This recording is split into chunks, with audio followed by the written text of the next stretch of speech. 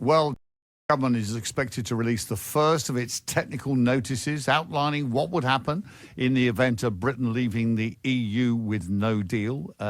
Meanwhile, 285,000 people have now signed a petition demanding a people's vote on the Brexit deal. We're going to discuss this now. Jason Hunter is the former international trade negotiator, and Jonathan Isby is from Brexit Central. He's the editor there.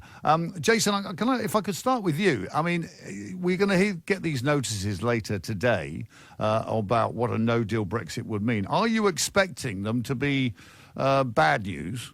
Are you expecting the government to say, actually, a no-deal would not be good? A no-deal Brexit, it would be catastrophic for manufacturers, industry across the UK that are currently exporting over £400 million a day of UK-built products and services. We will be treated like an international pariah as a third country under WTO terms, and would be the only country on the planet trying to make their way in the world with no formal trade arrangements anywhere. It's a nightmare. Jonathan Isby, I take it you disagree with that? Well, I'm struggling to understand how we would be a pariah for trading with the EU on WTO terms, because that is indeed how we trade with other countries around the world. It is in effect the normal position Go on, Jason. to take. Apparently, Jonathan, that's not true. Off you go, Jason. We trade with the EU 27 as a member of the single market, a member of the customs union, and a member of the European Union. On top of that, the EU have another 34 trade arrangements and trade agreements with a further 60 countries all over the world. 90% of the UK's trading, imports and exports, is covered under our EU membership. We lose all of it, and we will be the only country on the world. All this rubbish about we trade on the WTO terms with all of our countries. Our second biggest export destination is the United States of America. They take 25% of all UK-made products and services that are exported.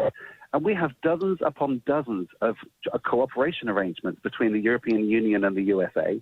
Everything from sort of container scanning with X-raying containers, shipping, research, across the board. Free trade agreements don't just happen overnight. It's like a wedding, and before you get married to somebody in a free trade agreement, you get engaged. You spend a period of time. Jason, you say we trade with the rest of the world under our EU membership, but isn't that under WTO rules? The rest of the world. No, the WTO terms are basically they're just guidelines of the rules that. International trade is carried out under. You can do things like on a bilateral trade agreement, for example, or a bilateral cooperation agreement, which makes trading slightly easier and lowers the tariffs. As soon as we leave the European Union on March 30th next year, other third countries all over the world, they will have to, when we sell to them, they will have to apply WTO third country tariffs. That's the highest possible tariffs you can get to. And trade cooperation agreements mean that you start talking to somebody to make those conditions of trade easier. Jonathan, did you know that we would have to pay the highest tariff? Well, no, hold on. No, when we leave the European Union, we will be able to set our own tariffs in this country. And indeed, on many items, I anticipate the government will want to reduce or eliminate them altogether. At the moment, being members of the European Union, we have to pay tariffs on a whole load of... Hold on. Can you let me finish? Import tariffs. We can set our own tariffs. We're taking back control of the UK, remember? So we can set tariffs on what's coming into the country, but we're not taking back control of the whole world. Other countries, if they want to remain under the terms of the WTO, they will have to treat the UK as a third country. That means they will have to apply the tariff on the things we sell to them. So today we might sell, a widget for £100.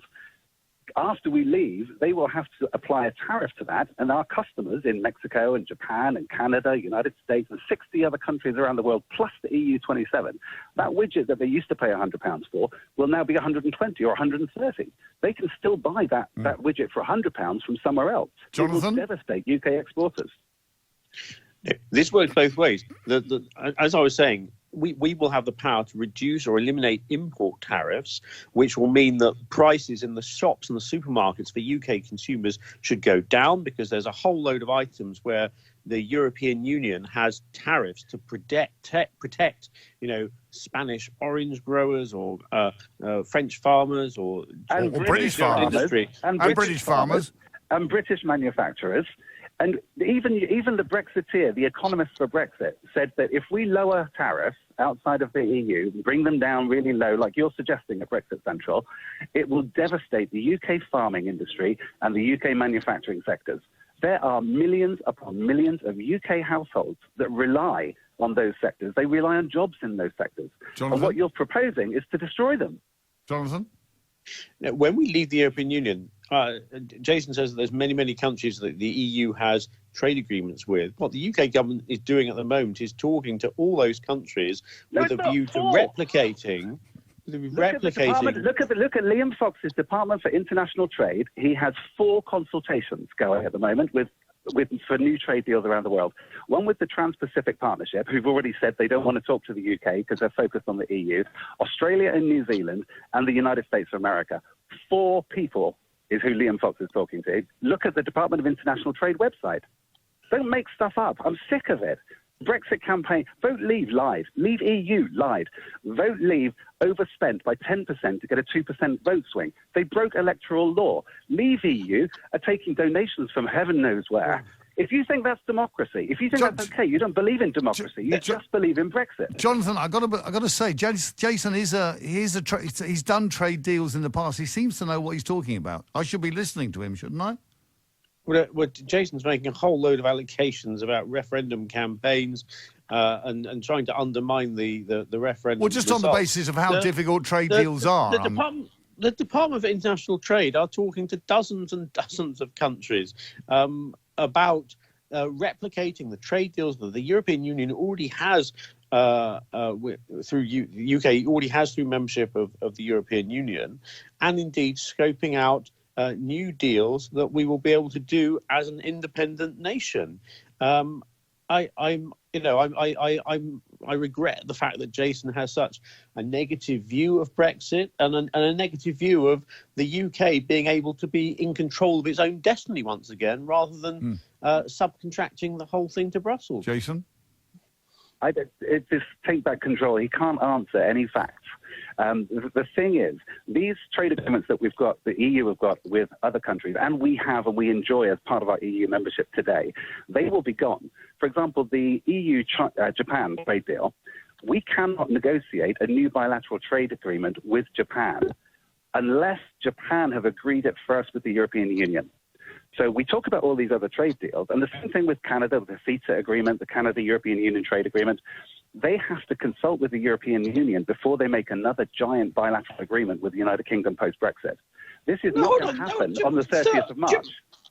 Japan as a country is an independent country that will be able to do its own trade deal with an independent UK after Brexit. Have you read the 1,400 pages of the CETA agreement? Have you read the documentation between Japan and the EU? Look at the conditions in those documents. It specifically says that further large scale that would have a large impact on that trade agreement, because when we export to Japan and Japan builds something with UK-made parts, this will affect their relationship with the European Union. This happens every day in international trade. The fact that you don't know what you're talking about doesn't do you any favors. Jonathan? Look, as I say, the UK will be an independent country able to do its own deals with other independent countries around the world. And if you're suggesting that the EU has negotiated some kind of a deal that would make it impossible for the UK to leave the European just very, Union. very difficult. Okay, look, we're going to have to leave it there because, frankly, we could do another hour on this. Jonathan and Jason, thank you both very much indeed. And I suppose this goes to the heart of the matter. There you have two very differing views on what a no-deal Brexit would look like. You've got Jason Hunter, who's a former trade... He's negotiated trade deals, say it will be a disaster, a catastrophe, I think it was the word he used. And Jonathan Isserby saying, look, we'll be an independent country, we can do independent trade deals with the rest of the world.